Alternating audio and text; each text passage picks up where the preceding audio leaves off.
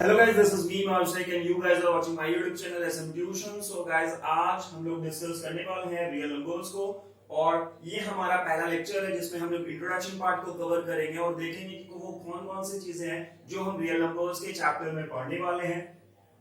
तो चलिए शुरू करते हैं आज का जो लेक्चर है हमारा। सबसे पहले हम लोग देखेंगे नंबर सिस्टम। नंबर सिस्टम क्या है? ये एक सिस्टम है जो कंसिस्ट करता है सारे नंबर्स को जो एग्जिस्ट करते हैं। नंबर सिस्टम को हम फर्दर क्लासिफाई करते हैं imaginary numbers and real numbers. अब सुन के आपको लग रहा होगा पता कि इमेजिनरी नंबर्स वो नंबर्स होंगे जो इमेजिनरी बेस्ड हैं, यानी जो इमेजिन करके क्रिएट किए गए हैं, जो रियल में एग्जिस्ट नहीं करते हैं। बिल्कुल ऐसा ही होता है। ये नंबर वो नंबर्स होते हैं जो हम रियल सेंस में यूज नहीं करते हैं। वहीं दूसरी तरफ रियल नंबर्स है, ये वो नंबर्स है जो हम डेली लाइफ में यूज करते हैं, जो रियली एग्जिस्ट करते हैं।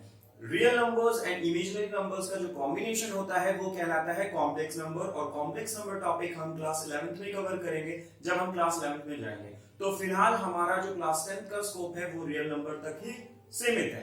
बट मैं बताना चाहूंगा कि इमेजिनरी नंबर्स किनको बोलते हैं। तो इमेजिनरी नंबर्स हम बोलते हैं अगर कोई रूट हो और रूट के साथ अगर नेगेटिव साइन हो रूट के इनसाइड में, तो वैसे नंबर्स कहलाते हैं इमेजिनरी नंबर्स। क्लियर है? अब बात करते हैं रियल नंबर्स की। तो रियल नंबर्स को फिर हम फर्दर क्लासिफाई करते हैं between rational and irrational number. ठीक है, रेशनल नंबर और इरेशनल नंबर। रेशनल नंबर हम इससे पहले क्लास 9-8 में पढ़ चुके हैं और इरेशनल नंबर को यहाँ हम डिस्कस करेंगे। सबसे पहले तो रेशनल नंबर जो हमने वहां पढ़ लिया था उसी चीज को हम इलैबोरेट करते हैं फिर से एक बार।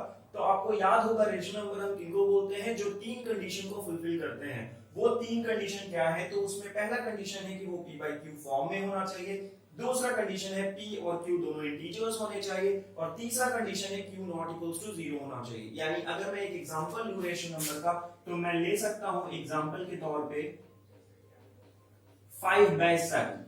ठीक है, यहाँ पे 5/7 जो है वो p/q फॉर्म में है, जहां पे आप बोल सकते हो p की जगह 5 है और q की जगह 7 है। और p और q दोनों इंटीजर्स होने चाहिए। बिल्कुल 5 और 7 दोनों इंटीजर्स हैं। इंटीजर्स का मतलब होता है कोई भी ऐसा नंबर जिसमें पॉजिटिव साइन हो और नेगेटिव साइन हो विदाउट डेसिमल पॉइंट, उसमें डेसिमल पॉइंट नहीं होना चाहिए। तो विदाउट डेसिमल पॉइंट जितने भी नंबर होते हैं वो इंटीजर्स कहलाते हैं। वेदर वो पॉजिटिव हो तो भी चलेंगे, वेदर वो नेगेटिव होंगे तो भी चलेंगे। q नॉट इक्वल्स टू 0 यानी q 0 नहीं होना चाहिए। ऐसा क्यों है ये आप मुझे कमेंट सेक्शन में बताइएगा कि आखिर q अगर 0 हो जाएगा, यानी डिनोमिनेटर किसी भी फ्रैक्शन में अगर 0 हो जाता है तो क्या होगा। ठीक है, तो जल्दी कमेंट सेक्शन में इसका आंसर मेरे को दीजिए, और अगर आप नहीं दे पाएंगे तो मैं अगले वीडियो में इसको जरूर डिस्कस करूंगा। तो ये आपका एक तरह से टास्क कह लो है। अब बात करते हैं इरेशनल नंबर्स। इरेशनल नंबर्स को समझने के लिए बड़ा सिंपल तरीका है। हम सिर्फ मान लेते हैं कि इरेशनल नंबर वो नंबर्स हैं जो रेशनल नहीं है। तो all numbers that are not rational comes under irrational numbers. वो इरेशनल नंबर्स कहलाएंगे जो भी रेशनल नंबर्स नहीं होंगे। तो ठीक है, या मैं एक इसका और एग्जांपल दे देता हूं जिससे आप इजीली समझ पाओगे कि हर वो प्राइम नंबर जिस पे रूट लगा हो वो कहलाएगा हमारा इरेशनल नंबर। 2 प्राइम है, उस पे रूट लगा दो वो इरेशनल नंबर बन गया। 3 प्राइम है, उस पे रूट लगा दो वो हमारा इरेशनल नंबर बन गया। तो वो सारा ही प्राइम नंबर्स में रूट विद रूट या अंडर रूट वो सारे आएंगे इरेशनल नंबर्स के टर्म में। तो होप आपको समझ में आ गया होगा कि रेशनल नंबर क्या है, इरेशनल नंबर क्या है, रेशनल नंबर होने के लिए क्या क्या क्राइटेरिया होना चाहिए फुलफिल। अब बात करते हैं हम कुछ कॉमन नंबर्स के, कुछ कॉमन सेट ऑफ नंबर्स के जो हम इससे पहले भी पढ़ चुके हैं, बट यहाँ पे इस पॉइंट ऑफ टाइम में हमको वो चीजों को एक बार डिस्कस करना जरूरी है। जैसे नेचुरल नंबर। नेचुरल नंबर क्या होते हैं? तो नेचुरल नंबर काउंटिंग नंबर्स होते हैं। मतलब किसी भी चीज को जब हम काउंट करते हैं तो हम काउंटिंग करना जो स्टार्ट करते हैं वो 1 2 3 4 5 ऐसे शुरुआत करते हैं, यानी हम स्टार्ट करते हैं 1 से।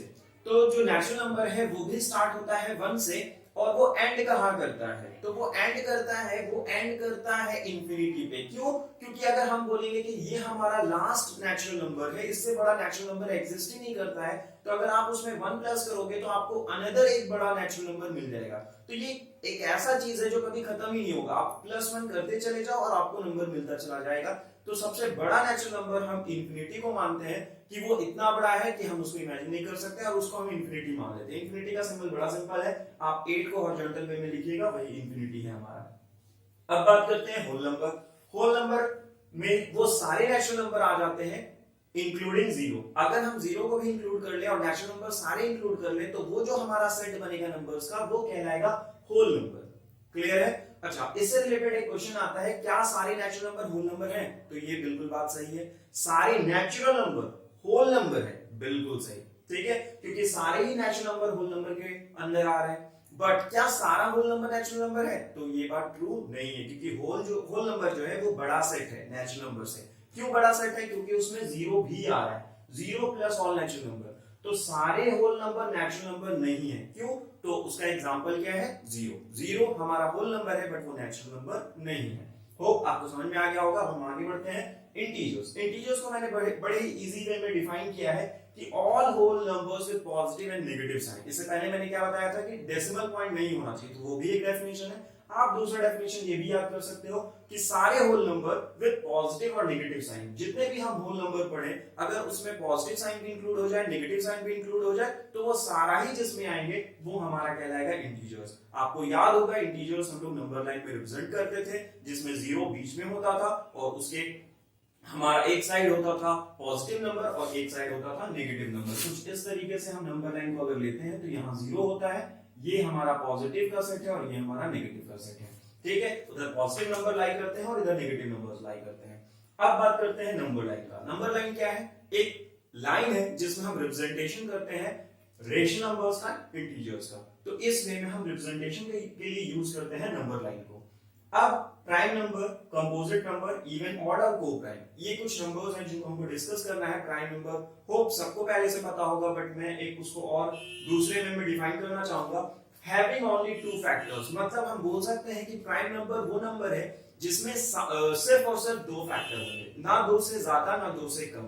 ठीक है, एग्जैक्टली टू फैक्टर्स जिसके होते हैं वो हमारा प्राइम नंबर कहलाता है। ठीक है, बहुत लोग उसको ऐसे भी याद करते हैं कि प्राइम नंबर वो नंबर है जो सिर्फ वन से डिविजिबल होता है और अपने आप से डिविजिबल होता है। तो ले देके फिर से वही बात हो गई, वन से डिविजिबल हुआ तो एक फैक्टर वन हो गया, खुद से डिविजिबल हुए तो दूसरे फैक्टर वो खुद हो गए, तो सिर्फ दो ही फैक्टर बने उसके। ठीक है ना? तो ये प्राइम नंबर है। सबसे छोटा प्राइम नंबर कौन है वो आप मुझे कमेंट सेक्शन पे मेंशन करिए।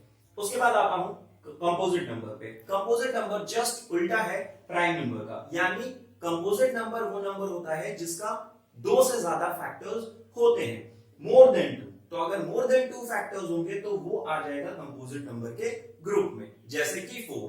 ठीक है ना? 4 हम ले सकते हैं, 4 का फैक्टर है 1, 2 और खुद 4, तो 3 फैक्टर है और प्राइम होने के लिए 2 चाहिए, तो 2 से ज्यादा है तो ये चलाएगा कंपोजिट नंबर्स में। ये कंपोजिट नंबर बड़ा इंपॉर्टेंट है क्योंकि अभी आगे हम एक थ्योरम पढ़ेंगे, फंडामेंटल थ्योरम ऑफ अरिथमेटिक, और उस फंडामेंटल थ्योरम ऑफ अरिथमेटिक में कंपोजिट का जिक्र होगा। ठीक है, तो अभी से माइंड में रख लो कंपोजिट नंबर क्या है, इसके 2 से ज्यादा फैक्टर होते हैं।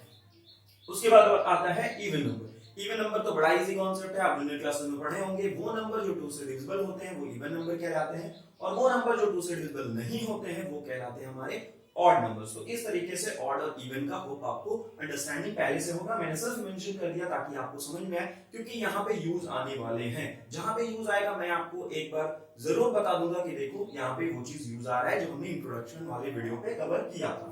अब बात करते हैं को प्राइम नंबर्स के। तो को प्राइम नंबर्स कहलाते हैं ऐसे दो नंबर्स जो जिनका HCF 1 होगा, जैसे 2 और 7।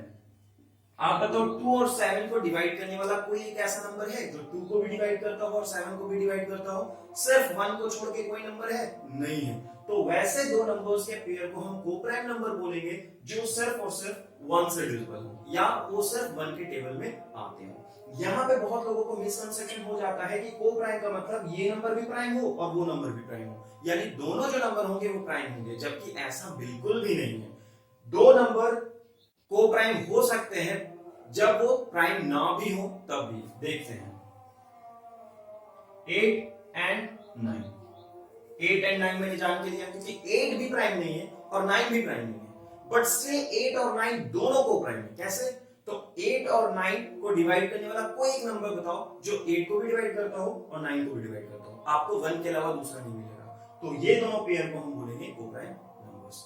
क्लियर है? तो होप आज का जो भी लेक्चर होगा वो आपको समझ में आया हो। आप इसका स्क्रीनशॉट ले सकते हो, आप इसको पॉज करके देख सकते हो एक बार।